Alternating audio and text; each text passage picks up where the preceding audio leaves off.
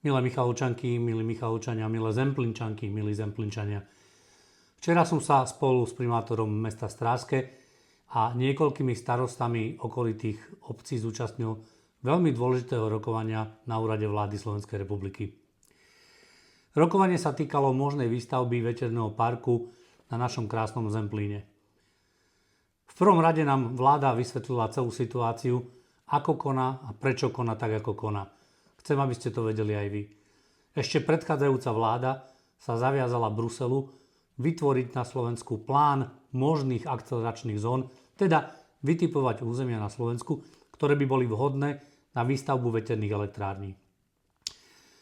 Vzniklo niekoľko takýchto zón, z ktorých každá mala nejaký nedostatok, ktorý bol v procese EIA, teda v procese posudzovania vplyvov na životné prostredie, vyradený zo zoznamu. Nakoniec na zozname ostal len náš jediný. K tomu, aby si tento milník z plánu obnovy a odolnosti vláda voči Bruselu splnila, bolo potrebné, aby vláda, respektíve Ministerstvo životného prostredia, vypracovalo EIU, teda ešte raz posudok vplyvov na životné prostredie, a tento odovzdala Bruselu ako milník splnenia si cieľov v rámci plánu obnovy a odolnosti, vďaka ktorému Slovensko získalo 451 miliónov eur. Ak by vláda tento dokument neschválila, hrozilo by nám nielen vrátenie 451 miliónov eur do Bruselu, ale ešte sankcia ďalších 451 miliónov eur. Zároveň vláda a všetci občania tu na Zemplíne, ale aj na celom Slovensku si neprajú na svojom území mať akékoľvek veterné parky.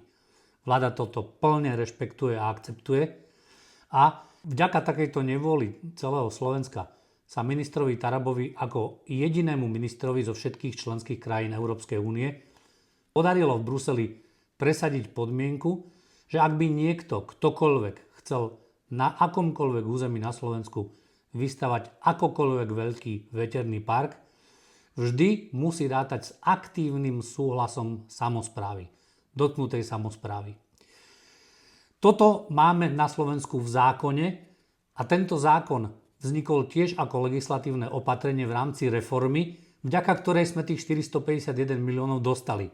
Takže ak by sa aj zmenila vláda, nebude môcť niekoľko rokov takýto zákon meniť, lebo by opäť hrozilo to, že bude potrebné do Bruselu vrátiť celý tento obnos krát 2 ako pokuta.